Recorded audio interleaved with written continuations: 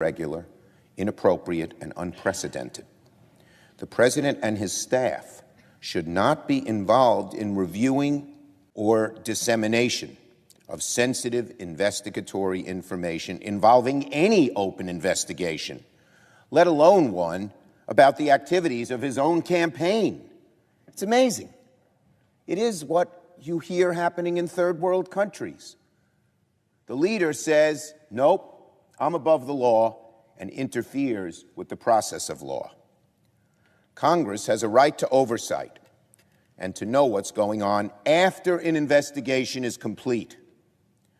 While an investigation is open and active, demands for oversight are tantamount to interference, especially when the folks demanding the information are the most biased, irresponsible actors. A man like Devin Nunes, who I hear privately from my Republican colleagues, they think he's off the deep end. And he's going to get hold of this? And we think that's for fair, unbiased oversight? Give me a break. If such a meeting occurs, and I don't believe it should, but if it occurs, it must be bipartisan to serve as a check on the disturbing tendency of the President's allies to distort facts and undermine the investigation and people conducting it. Democratic members of the House and Senate, the analogs of the Republicans selected to be in the room, should be in the room as well. So if Devin Nunes is there, Adam Schiff should be there. To me, this is just amazing. Amazing that it is happening.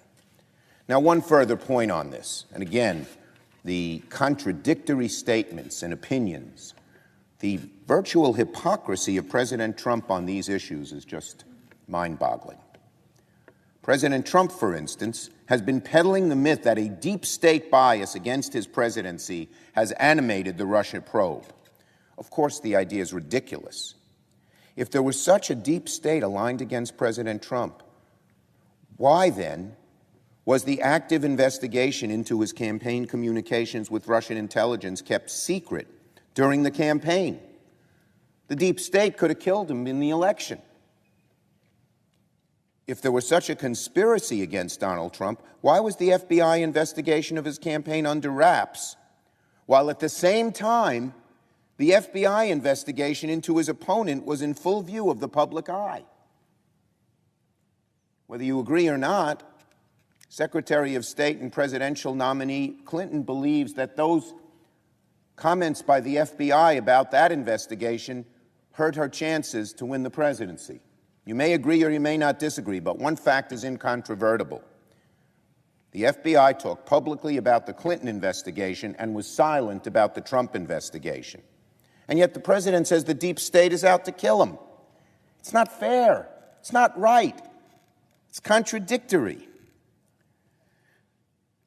The truth is that the president and his allies only concoct these conspiracies, totally contradicted by well-known facts, to kick up dust, to obscure and obfuscate, to distort and distract. And when that's not enough, the president and his team directly interfere with the Russian investigation by asking its leaders to turn over documents to the most irresponsible actors in Congress, his ardent political allies. It ought to stop. It ought to stop. The Justice Department doesn't take demands from the president. The special counsel's investigation must continue in search of the truth, the whole truth, and nothing but the truth. Mr. President, can you tell us more about your meeting with Rod Rosenstein and Director Wray yesterday? No, just a very routine meeting. As you know, the Congress would like to see documents opened up. A lot of people are saying they had spies in my campaign. If they had spies in my campaign, that would be a disgrace to this country. That would be one of the biggest insults that anyone's ever seen, and it would be very illegal, aside from everything else. It would make probably every political event ever look like small potatoes. So we want to make sure that there weren't. I hope there weren't, frankly. But some man got paid based on what I read in the newspapers and on what you reported. Some person got paid a lot of money. That's not a normal situation, the kind of money you're talking about. So hopefully that would be, and I think the Department of Justice wants to get down to it, and I can tell you Congress does. So hopefully they'll all be able to get together. General Kelly's going to be setting up a meeting between Congress and the various representatives, and they'll be able to open up documents, take a look, and find out what happened. But if they had spies in my campaign, during my campaign for political purposes, that would be unprecedented in the history of our country. Do you have confidence in Rod Rosenstein? What's your next question, please? I'm a reporter from... Excuse me, I have the president of South Korea here. Yes. Okay. I have a question He doesn't want to hear for these questions, if you don't mind. President Trump, I'm a reporter from South Korea. If the North Korea and Kim Jong-un decide the CVID, will you really guarantee the safety of the regime of North Korea? I will guarantee his safety, yes. We will guarantee his safety. And we've talked about that from the beginning. He will be safe. He will be happy. His country will be rich. His country will be hardworking and very prosperous. They're very great people. They're hardworking, great people. Look at what happened with South Korea. Don't forget, we helped South Korea. We have spent trillions of dollars, not billions, trillions of dollars over many, many years. We helped South Korea. And South Korea is one of the most incredible countries in terms of what they do. You know that. That's where you are. That's where you're from.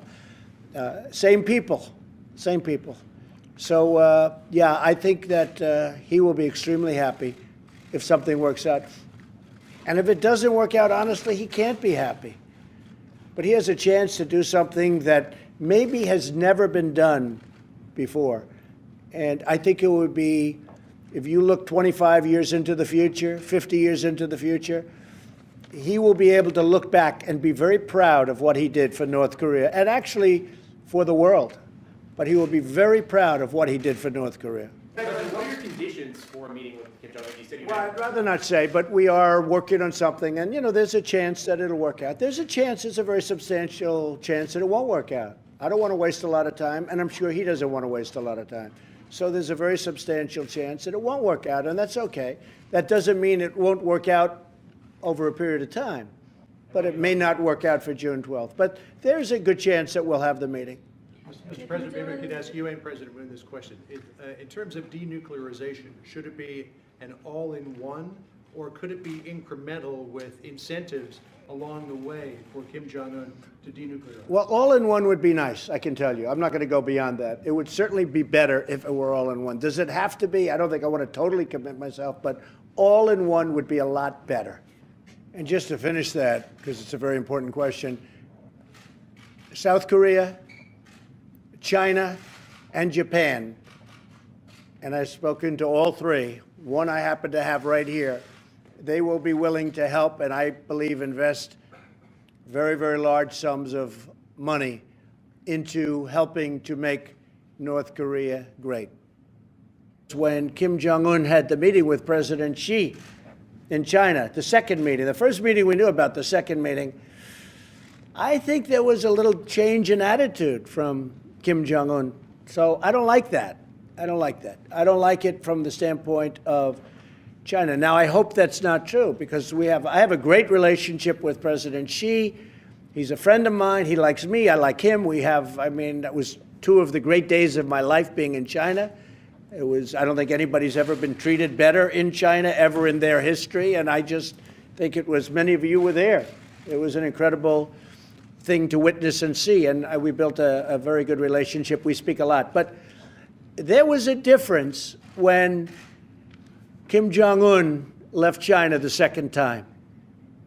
And I think they were dedicating an aircraft carrier that the United States paid for, okay? Because we paid for a lot that was built in China. Do you think China maybe discouraged him from... No, but I think that President Xi is a world-class poker player. And I'd probably maybe doing the same thing that he would do. But I will say this, there was a somewhat different